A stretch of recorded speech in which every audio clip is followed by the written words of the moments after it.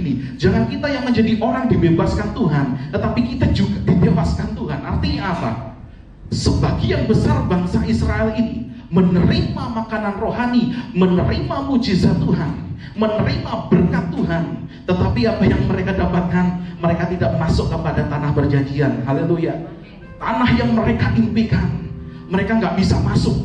Hari ini jangan sampai kita menjadi orang yang terus mengejar berkat dan mendapatkan mujizat, tapi ujung-ujungnya kita nggak mendapatkan Yerusalem baru. Ujung-ujungnya kita nggak mendapatkan langit baru dan bumi baru. Jadi namanya ngenes, saudara. Amin. Hari ini walaupun Tuhan berikan berkat yang luar biasa, Tuhan bilang kau harus tinggal sebagai orang asing. Karena apa? Kewarganegaraan kamu bukan di bumi ini. Engkau adalah warga negara yang tercatat di kerajaan surga. Haleluya. Haleluya. Ini yang harus menjadi patokan kita. Kita boleh mendapatkan berkat, kita boleh mendapatkan tuntunan Tuhan, mujizat Tuhan, tapi jangan sampai berkat mujizat itu membuat kita memarkir hidup kita di bumi. Amin. Haleluya. Kita semua yang percaya katakan amin. Ya, shalom Bapak Ibu. Ya, shalom semuanya. Mari kita buka Alkitab kita. Galatia 5 ayat 13. Yang sudah ketemu katakan amin. Amin. Ya. Kita baca bersama-sama. 2, 3. Saudara-saudara, memang kamu telah dipanggil untuk merdeka, tetapi janganlah kamu mempergunakan kemerdekaan itu sebagai kesempatan untuk kehidupan dalam dosa, melainkan layanilah seorang akan yang lain oleh kasih. Saya bacakan sekali lagi, Bapak Ibu dengarkan baik-baik. Saudara-saudara, memang kamu telah dipanggil untuk merdeka, tetapi janganlah kamu mempergunakan kemerdekaan itu sebagai kesempatan untuk kehidupan dalam dosa, melainkan layanilah seorang akan yang lain oleh kasih. Hari ini tema kita adalah ciri-ciri orang yang merdeka di dalam Tuhan. Saya percaya Yesus mati untuk memerdekakan kita. Amin. Nah, siapa di sini yang percaya bahwa sudah dimerdekakan oleh Tuhan? Amin. Kita sudah dibebaskan oleh darah Yesus. Tapi hari ini kita mau belajar, kalau kita mau menjadi orang yang benar-benar merdeka di hadapan Tuhan, itu yang seperti apa? Rasul Paulus di dalam Galatia 5 ayat 13 menegur dengan keras bahwa ada orang-orang percaya yang sudah ditebus Tuhan, yang sudah dimerdekakan, dibebaskan Tuhan, tetapi menggunakan kemerdekaannya untuk berbuat jahat, untuk berbuat dosa. Saya mau katakan, kebebasan yang diberikan Tuhan bukan untuk kita pakai menjadi sebuah kebablasan. Amin. Kebebasan yang Tuhan berikan bukanlah sebuah kebablasan yang harus kita terus lakukan. Hari ini kita akan baca, kita akan gali lagi Galatia 5 ayat yang ke-13, dikatakan saudara-saudara, memang kamu telah dipanggil untuk merdeka, tetapi janganlah kamu mempergunakan kemerdekaan itu sebagai kesempatan untuk hidup dalam dosa. Artinya gini, ada banyak anak-anak Tuhan hari ini ketika diberikan bebas sama Tuhan, dia sudah dibebaskan sama Tuhan, maka dia hidupnya juga bablas dosanya, gitu kan, bablas terus berbuat dosa, nggak berhenti berbuat dosa. Amin. Tapi hari-hari ini kita mau menjadi orang yang punya dua ciri bagaimana dia bisa dimerdekakan oleh Tuhan. Ciri orang yang dimerdekakan oleh Tuhan. Kenapa saya berkata seperti ini, saudara? Kita yang dibebaskan, kita harus tetap menjadi orang yang akan terus belajar kepada Tuhan Yesus. Haleluya. Hari ini kalau kita diberikan kemerdekaan bagi Tuhan, bukannya kemerdekaan itu kita pakai untuk berbuat dosa, tetapi untuk belajar kebenaran firman Tuhan, untuk dididik oleh Tuhan. Amin. Mari kita baca dalam Matius 11. Matius 11 ayat yang ke-29. Saya bacakan seperti ini. Pikulah kuk yang kupasang dan belajarlah padaku, karena aku lemah lembut dan rendah hati, dan jiwamu akan mendapat ketenangan. Yesus sendiri berkata seperti ini, pikulah kuk yang kupasang. Ini sangat ironis, saudara. Kenapa? Di satu sisi Tuhan memberikan kelepasan dalam hidup kita, dia memberikan kemerdekaan, tetapi Yesus katakan apa? Pikulah kuk. Ini sebuah tanggung jawab. Artinya apa? Tuhan sementara membuat kita menjadi orang yang diikat oleh Tuhan. Kita menjadi orang yang harus belajar kepada Tuhan untuk tunduk kepadanya. Amin. Artinya apa? Kebebasan yang Tuhan berikan tidak semata-mata membuat kita menjadi orang yang kebablasan. Amin. Tapi kita harus dituntun untuk kembali serupa dengan wajahnya Tuhan. Amin. Haleluya. Kita jangan menjadi orang Israel, saudara. Sangat ironis sekali. Coba kita baca dalam 1 Korintus 1 Korintus 10. Judulnya saja sudah Israel sebagai suatu peringatan. Dan ini menjadikan kita peringatan. Israel dibebaskan Tuhan, dimerdekakan Tuhan dari belenggu penjajahan, perhambaan di Mesir. Tuhan bebaskan. Tetapi Israel menjadi sebuah peringatan. 1 Korintus 10 ayat 1 sampai dengan yang kelima. Saya bacakan demikian. Aku mau supaya kamu mengetahui, saudara-saudara, bahwa nenek moyang kita berada di bawah perlindungan awan, dan bahwa mereka semua telah melintasi laut. Ada banyak mujizat Tuhan. Untuk menjadi pengikut Musa, mereka semua telah dibaptis dalam awan dan dalam laut. Haleluya. Mereka semua makan rohani yang sama, bayangkan. Dan mereka semua minum minuman rohani yang sama, sebab mereka minum dari batu karang rohani yang mengikuti mereka, dan batu karang itu ialah Kristus. Ayat yang kelima, perhatikan baik-baik. Tetapi sungguh pun demikian, Allah tidak berkenan kepada bagian yang terbesar dari mereka, karena mereka ditewaskan di padang gurun. Artinya gini, jangan kita yang menjadi orang dibebaskan Tuhan, tetapi kita juga ditewaskan Tuhan. Artinya apa? Sebagian besar bangsa Israel ini menerima makanan rohani, menerima mujizat Tuhan, menerima berkat Tuhan, tetapi apa yang mereka dapatkan? Mereka tidak masuk kepada tanah perjanjian. Haleluya. Tanah yang mereka impikan, mereka nggak bisa masuk. Hari ini jangan sampai kita menjadi orang yang terus mengejar berkat dan mendapatkan mujizat, tapi ujung-ujungnya kita nggak mendapatkan Yerusalem baru. Ujung-ujungnya kita nggak mendapatkan langit baru dan bumi baru. Jadi namanya ngenes, saudara. Amin. Hari ini kita belajar, kalau kita merdeka di hadapan Tuhan, merdeka yang bagaimana? Haleluya.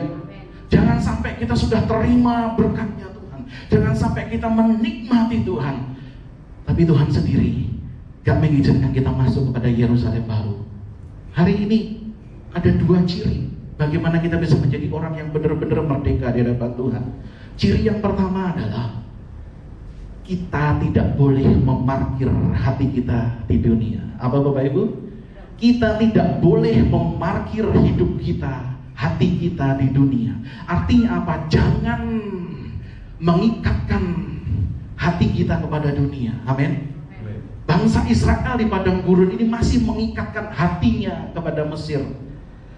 Karena apa? Mereka tetap berbuat jahat. Mereka tetap membuat lembu emas di tengah-tengah Musa naik menjumpai Tuhan. Haleluya. Begitu jahatnya mereka. Padahal mereka sudah menerima kebebasan yang dari Tuhan, tapi hati mereka masih terikat kepada apa yang dilihatnya. Amin. Mereka tidak mengarahkan pandangannya fokus kepada tanah perjanjian yang Tuhan sudah sediakan. Hari ini yang pertama, ciri orang yang dimerdekakan Tuhan adalah orang yang tidak mau memarkir hidupnya, hatinya di dunia. Artinya apa? Dia tidak mau terikat dengan dunia. Dia mau lepas dari dunia. Artinya apa? Kalau Tuhan sudah berikan kebebasan melalui darahnya, kita dimerdekakan. Kita belajar dari hari ke semakin hari. Kita mau seperti Yesus. Kita belajar untuk tidak parkir di bumi ini. Kita tidak memarkirkan hati kita. Karena firman Tuhan katakan apa? Di mana hartamu berada, oh kecantol sama dunia, saudara. Tapi hari ini, walaupun mujizat ada, berkat ada, tapi kita nggak boleh memarkirkan hidup kita di dunia ini. Amin. Saya berkata seperti ini, saya nggak anti mujizat, saudara. Saya nggak anti berkat. Justru saya menerima berkat Tuhan setiap hari. Saya terima mujizat Tuhan setiap hari. Tapi saya memastikan hidup saya, karena mujizat dan berkat itu tidak akan membuat hatiku melekat kepada dunia. Aku tahu aku punya tanah air yang tidak pernah tergantikan. Tanah air yang kekal, bukan yang fana ini. Amin. Saya nggak mau memarkir hatiku di dunia, tapi aku mau parkir hidupku di tanah perjanjian yang baru, Yerusalem baru yang Tuhan berikan. Amin. Amin, saudara. Tapi sekali lagi, berkat Tuhan, mujizat Tuhan jangan sampai membuat kita memarkir hati kita di dunia. kita harus tetap fokus untuk kita mengubahkan diri kita. Hati kita nggak boleh terikat kepada sesuatu apapun yang di dunia. Amin. Hari ini saya mau berkata seperti ini, Pak, berarti kita nggak boleh kaya, kita nggak boleh. Saya pikir, saya terima mujizat, saya disembuhkan Tuhan gitu. Tapi hari ini yuk kita ubah motivasi kita, bukan untuk memarkir hidup kita di bumi ini, karena di bumi ini kita sementara. Tapi kita harus berkata seperti, Tuhan, aku mau sembuh dari sakit penyakit karena aku mau efektif untuk melayani Engkau. Amin. Ketika saya divonis jantung, saya katakan seperti, Tuhan, kalau aku lama-lama seperti ini, aku nggak bisa melayani jauh-jauh lagi. Aku cepat capek, saya bilang begitu kan. Aku mau aku sembuh supaya aku bisa efektif melayani Engkau. Amin. Jadi hari ini yang pertama, jangan sampai memarkir hati kita di bumi ini. Kita harus parkir hidup kita di Yerusalem baru dan bumi yang baru. Amin. Kita baca di dalam Kejadian 26. Ini luar biasa. Kejadian 26 ayat 3. Kejadian 26 ayat yang ketiga. Saya bacakan seperti ini. Tinggallah di negeri ini sebagai orang asing, maka aku akan menyertai engkau dan memberkati engkau, sebab kepadamulah dan keturunanmu akan kuberikan seluruh negeri ini, dan aku akan menepati sumpahku yang telah kuikrarkan kepada Abraham ayahmu. Bayangkan saudara, Tuhan memberkati Ishak. Akhirnya Ishak itu jadi orang yang sangat kaya di Filistin itu. Bahkan sampai rajanya, nanti Bapak Ibu baca di rumah itu keseluruhan pasal Kejadian 26 itu. Raja harus bersalaman dengan yang namanya Ishak ini karena apa? Dia punya kuasa yang luar biasa, karena dia punya kekayaan yang luar biasa. Tetapi apa yang dikatakan Tuhan di ayat yang ketiga? Katakan apa? Tinggallah di negeri ini sebagai orang asing. Walaupun Tuhan berikan berkat yang luar biasa, Tuhan bilang kau harus tinggal sebagai orang asing. Karena apa? Kewarganegaraan kamu bukan di bumi ini. Engkau adalah warga negara yang tercatat di kerajaan surga. Haleluya. Haleluya. Ini yang harus menjadi patokan kita. Kita boleh mendapatkan berkat, kita boleh mendapatkan tuntunan Tuhan, mujizat Tuhan, tapi jangan sampai berkat mujizat itu membuat kita memarkir hidup kita di bumi. Amin. Haleluya. Jadi hari ini jangan biarkan hati kita terparkir di bumi ini, di dunia ini. Aku mau Tuhan, hatiku terparkir di kerajaan-Mu. Amin. Ini yang pertama, saudara. Yang kedua, ciri orang yang merdeka di dalam Tuhan. Kalau yang pertama tadi, jangan memarkir hati kita di dunia. Jangan ikat hati ini di dunia, karena kalau kita masih terikat dengan harta di dunia, kita belum merdeka. Tapi kalau hidup kita katakan, aku boleh punya segalanya di dunia, tetapi aku mau berkata, di sini aku orang asing. Aku punya tempat tanah air yang luar biasa di langit baru dan bumi yang baru. Amin. Yang kedua, kita baca dalam Ibrani 11 ayat terakhir. Ibrani 11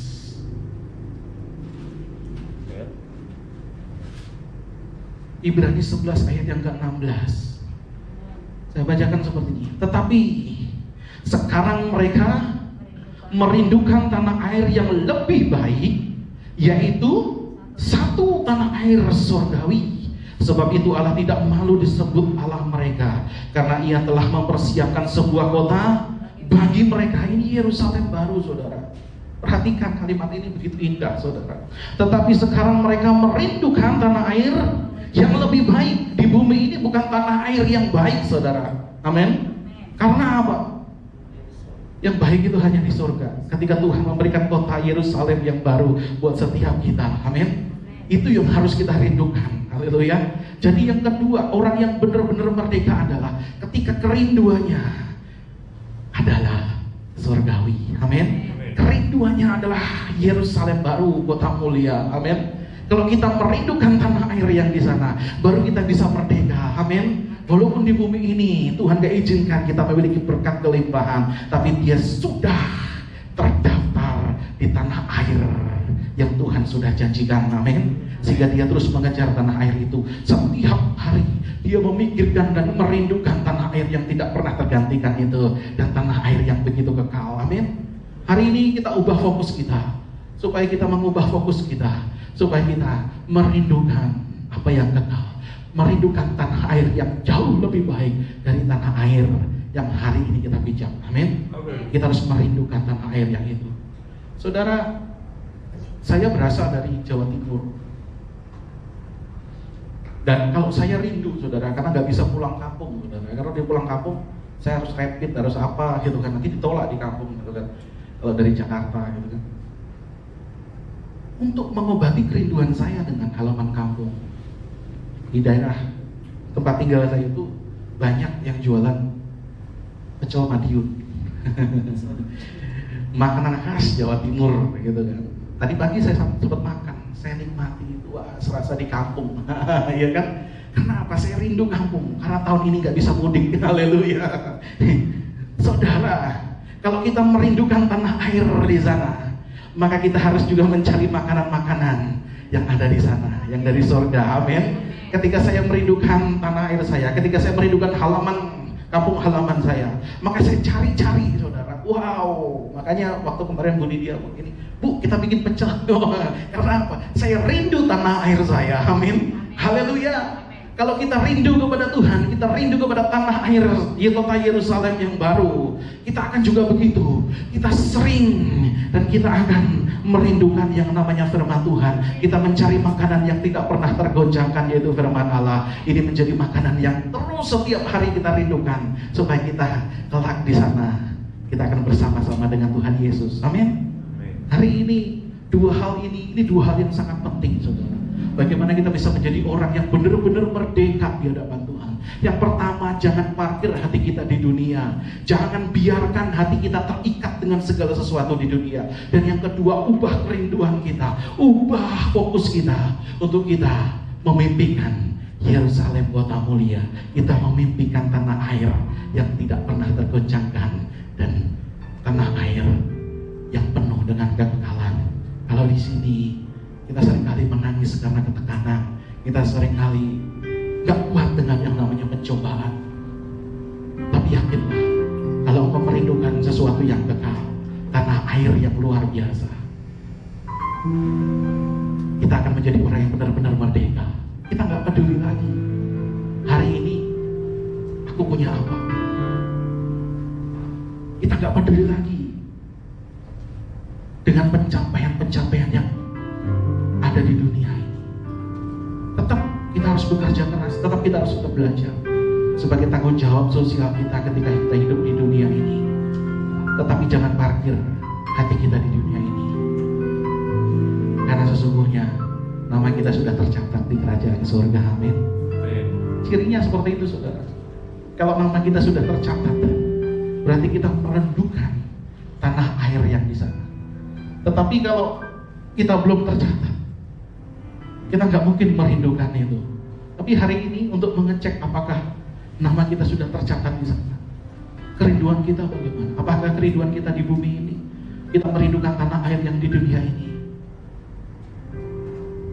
Tapi kalau hari ini kita merindukan tanah air, kota yang baru yang Tuhan sediakan, maka kita akan menjadi orang yang merdeka seutuhnya di hadapan Tuhan. Amin, Bapak Ibu. Amin. Mari kita bangkit berdiri di hadapan